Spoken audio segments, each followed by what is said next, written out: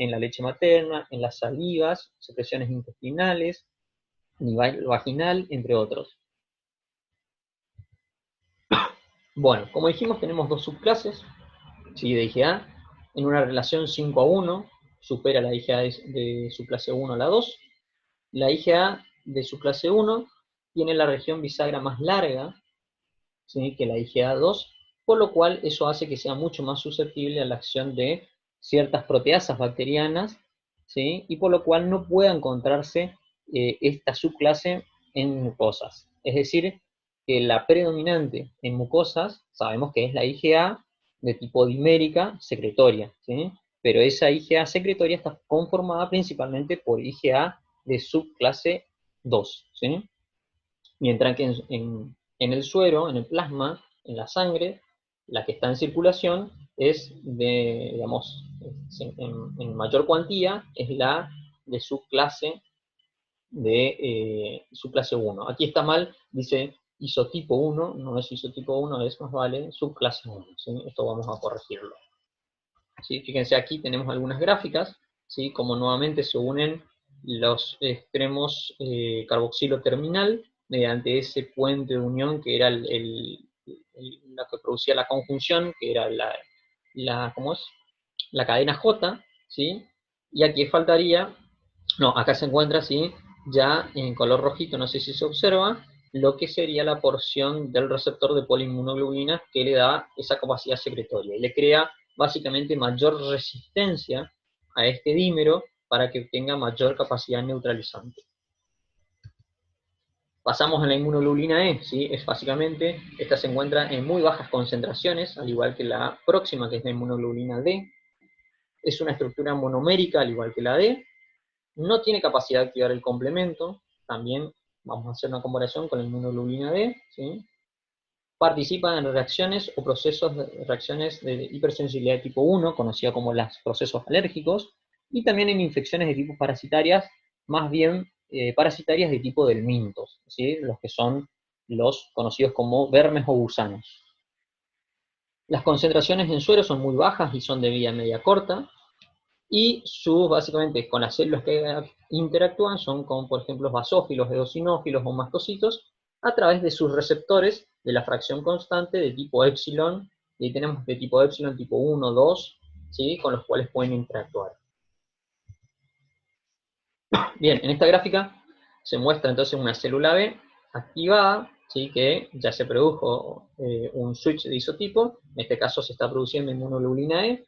Esa inmunoglobulina E, ¿sí? Se van a unir, fíjense, al receptor Fc, o sea, de la fracción constante de tipo epsilon.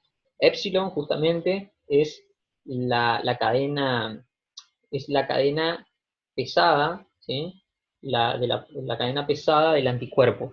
De ahí viene que es inmunoglobulina E, epsilon, ¿sí? Así también tenemos las cadenas gamma, lo que da origen a las inmunoglobulinas G. Las cadenas mu da origen a las cadenas pesada M, las cadenas alfa a la inmunoglobulina A y las delta a la inmunoglobulina D, ¿sí?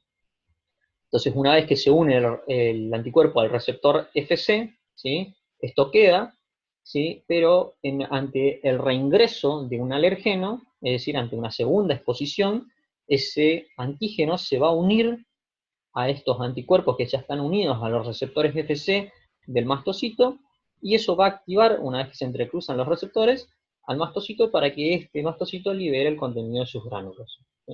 Y aquí tienen, digamos, los signos y síntomas que se van a producir, ¿sí?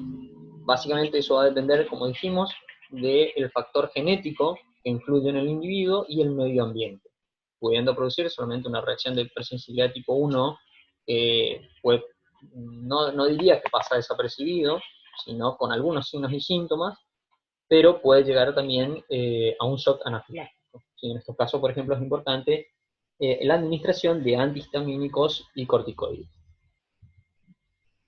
Bien, pasando a la inmunoglobulina B, como dijimos, también se encuentra en muy bajas concentraciones, es una estructura monomérica. Su forma libre en suero tiene una función básicamente desconocida, pero se sabe que se expresa en membrana junto a la IgM en lo que es a nivel del linfocito B, ¿sí? Donde actúa como receptor antigénico junto con el BCR. Bien, y esto básicamente es un resumen, ¿sí? De las diferentes características de los isotipos, y remarqué aquí una que es para la IgG, que indican que la infección es un proceso antiguo, ¿sí? Básicamente las IgG normalmente muestran o se las dice, se las nombra como la cicatriz serológica, ¿sí? Porque la presencia de inmunoglobulina G para una determinada patología nos está mostrando una infección probablemente, no siempre, probablemente antigua, ¿sí? En algunas patologías, como es por ejemplo la toxoplasmosis, se hacen estudios, es una de tantas, se hacen otros estudios, digamos, para poder determinar si es una infección aguda o es una infección pasada, ¿sí? Mientras que las IgM siempre nos están mostrando, sí, también infecciones normalmente, infecciones, digamos, agudas. Pero también esto es en general, no siempre se cumple esto. Bien, otras características que les dejo, ¿sí? Como por ejemplo los porcentajes que veníamos hablando, fíjense la IgE, las concentraciones muy bajas que se encuentran normalmente, mientras que en un proceso alérgico pueden aumentar considerablemente, ¿sí? La capacidad, por ejemplo, de fijar complementos, fíjense, aquí dice que la IgA no fija complemento, pero por vía alterna puede hacerlo, pero muy débilmente. Las que mejor fijan complemento, ¿sí? O activan complemento son en principio las IgM y luego las IgG, ¿sí? Acuérdense que la subclase 4 no lo hace. El paso, por ejemplo, a través de la placenta lo hace solamente la IgG, ¿sí? La capacidad de opsonización, perdón, lo tiene la IgG. Bien. La forma polimérica que contiene la cadena J, ¿se acuerdan? La IgA principalmente. Aquí marca la IgM, sí, que es también una porción que le permite unir a los diferentes monómeros para formar el pentámero, pero no le da una capacidad de ser secretorio. Pasando al objetivo número 3, funciones los anticuerpos. Los anticuerpos básicamente van a contribuir a la inmunidad de varias maneras. Pueden impedir que los patógenos entren a células o dañen al unirse a ellas a través de un proceso de neutralización, ¿sí? Por ejemplo, pueden neutralizar toxinas de microorganismos. Pueden estimular la eliminación de un patógeno, ¿sí? A través del proceso de opsonización, es decir, lo vuelven, como decíamos, a un antígeno más apetecible, por ejemplo, para la actividad fagocítica de un macrófago.